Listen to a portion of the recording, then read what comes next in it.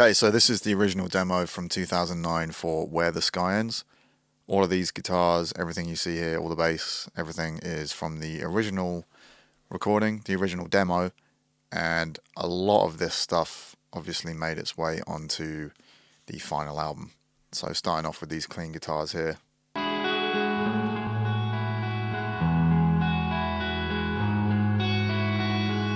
That's the Michael Wilton with, I think, coil tap. I think it's the bridge pickup split with the middle single coil.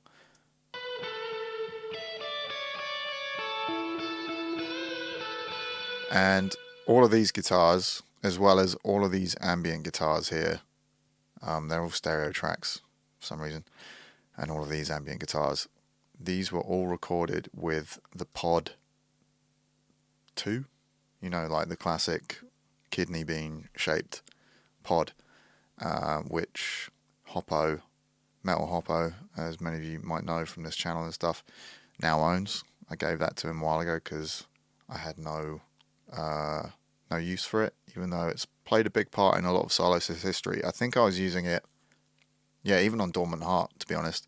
So this, I can't exactly remember what the patch was that I made. I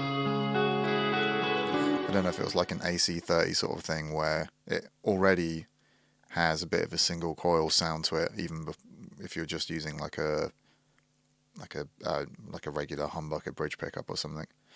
So yeah, most of these guitars are made their way onto the record. I quickly realised after the conclusion of an age that my demos, if I recorded them well enough, I could just import stuff from my demos into the actual album mix.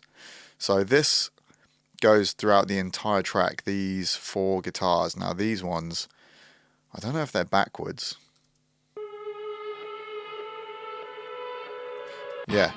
So all of these guitars are backwards. So I would have been playing an improvised solo for the entire song, meaning if I made a mistake and hit a bum note at any point, I'd have to re-record it. So I just sort of noodled over the entire track with a sort of clean sound with a bunch of delay and reverb, and then after recording all 4 of them, flip them backwards and put even more reverb on them, so it just turns into like an ambient wash.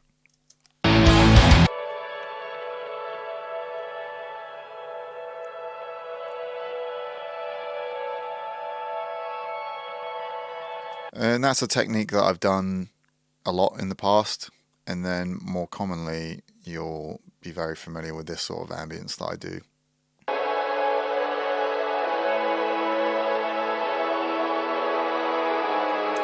So this is like layers and layers of different guitars, all just doing their own sort of thing in terms of like just improvised guitar solo. And they're all panned to varying degrees. So these top 2 are panned 70% left and right, and then you got one that's a little bit more narrow, only halfway panned, and then nearly full pan on these ones. Don't know why they're slightly different, but and then some really narrow ones. And yeah, that sort of just all builds up, gets covered in a huge, really long reverb. And yeah, I've obviously spoken about this in the Dystopia video and many other videos I've done in the past when people ask how I do the ambient stuff. And a lot of people always would ask me like, what keyboard am I using? But the reason I got into doing this, I really liked ambient sounding stuff and really wanted like just the epicness to really be like prominent in the band, but I didn't want electric stuff or keyboards because I don't like anything cheesy, and for the most part I hate keyboards in metal.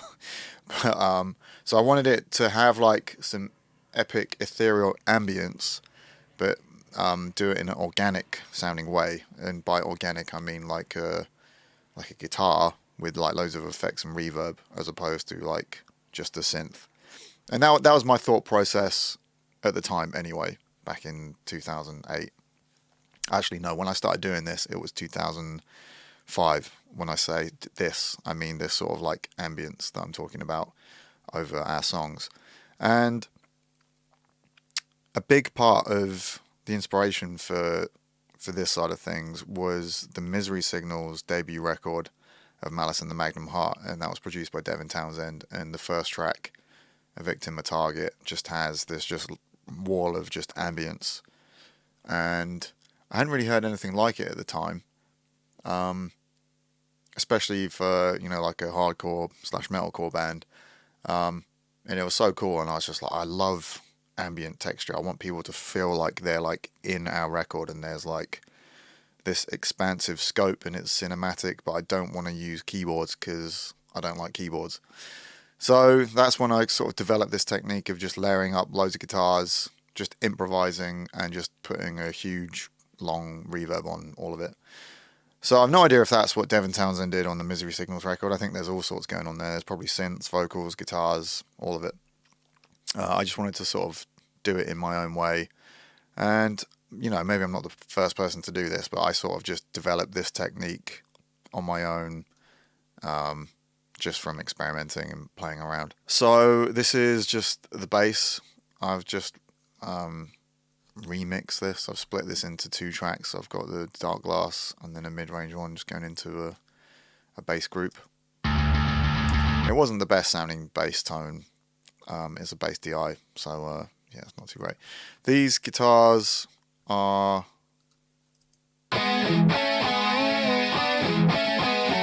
they sound pretty bad. Again, this is just from the original demo. These didn't make their way onto the final album. This is just PV Revalver, which is a really old guitar amp sim plugin from... I don't know when the first one came out. I think I was using PV Revalver like 3 or something. Again, I think I got there in like 2009, so that's what those guitars would have been. I just exported them as audio with the sound as opposed to these being DI tracks. And if I pull them up, you can see they are just, yeah, tone as opposed to a DI. Those are the rhythm guitars. These were tracked on the Michael Wilton. And that would have been with the EMG in. And then when we recorded the album, that guitar had a Seymour Duncan JB in the bridge, and then Duncan Design single coils, which is what the pickups, the single coil pickups, that guitar came with. So yeah, these are, you've heard those ambient guitar files, and then there's just some more here. These are a bit more like recognizable because there's a sort of melody that sticks out in these ones. There's just 2 on top of each other that are sort of exposed in this section.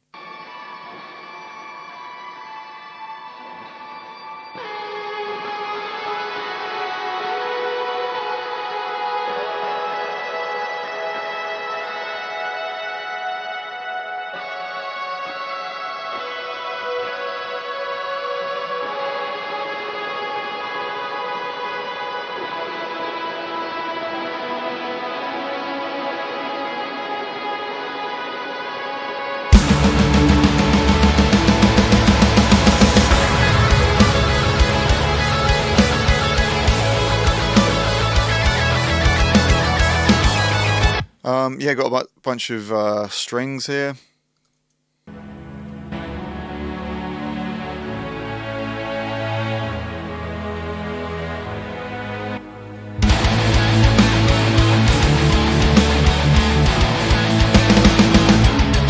And those string sounds are just basic sort of MIDI strings that come with Cubase. I think it's Hallian, the synth, and I think I've always pretty much used the big symphony string sound from that. So yeah, nothing too impressive about those strings. I just I feel like they sound alright though, especially like within context in the mix. Like they don't sound too like obviously synthy. And I've just been going on about how Solos has never wanted to have any like strings or keyboards in our music, but there we have some strings. I guess I meant I didn't really want anything to sound like a keyboard, like a cheesy keyboard sound, and that was supposed to just sound like strings. I didn't want them to sound like a keyboard, but yeah, anyway. I feel like it's one of the most like expressive songs that I'd written, particularly at the time. And I just remember like feeling, I was trying to put a lot of emotion into the song when I wrote it, and it just sort of came out quite organically. I probably wrote it like at 4 a.m. or something, which is what I did a lot of during the Edge of the Earth period. And the solo in particular is still one of my favourite ones that we've ever done. I don't really remember much about writing it. I think I was just trying to improvise as much as possible. The way I normally do solos is I improvise and then stumble across things that I like and then keep those and then go over other bits and then just kind of, as I'm recording, especially in the demoing stage, I'll just record it. And if there's a part that I like, I'll just leave that part and then I'll maybe record the bit before it or the bit after it and sort of like splice it all up. That was the word splice, not spice. Splice it, like chop it all up. And then once I feel like I've sort of written the solo, I'll go back and just play it all. So it all like feels smooth and all joins up nicely. But yeah, so this solo I definitely re-recorded in the studio and we've got footage of me tracking this one. But yeah, I think it sounds very close to the final solo, so I think I just really, but it sounds very close to the final solo. I don't think there's anything different about it. Like every note is the same, so it might just be, you know, the way I hit certain bends and stuff. And this tone kind of sucks as well.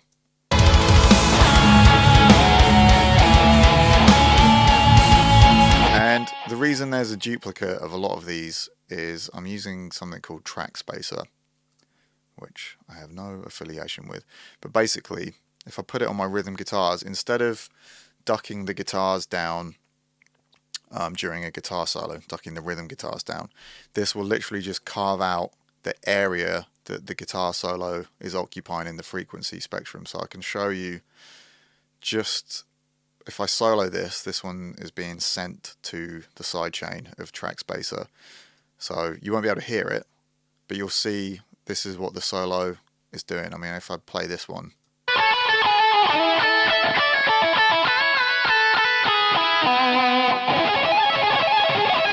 So basically it's carving out those frequencies from the rhythm guitars, which is kind of cool. So if I turn it up really loud, you will hear the rhythm guitars kind of disappear.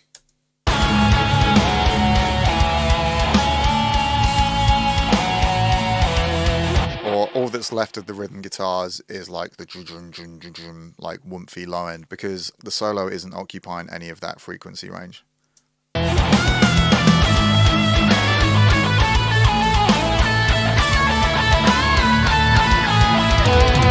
And that's why there's duplicates of like all these strings and stuff, because I've got these strings going to track spacer. So it's kind of, if you want your strings to be heard, especially if you're doing like symphonic metal kind of mixes, it's really good to have a send on your rhythm guitars and make some space in your guitars for these strings so you can hear them, because getting strings to sound good in a metal mix is really hard when everything's competing for the same sort of space. So yeah, I think that's most of what there is to see in this one. These outro guitars, similar to the intro.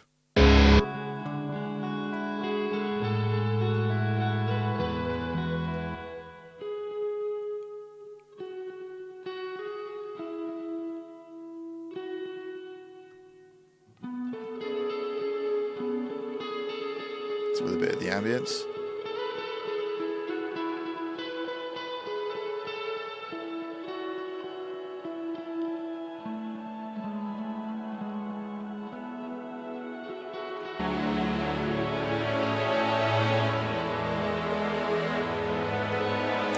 I think if you're a Cubase user, these strings aren't the big symphony strings. I think they're called slow cinematic strings or something. Definitely slow in the name.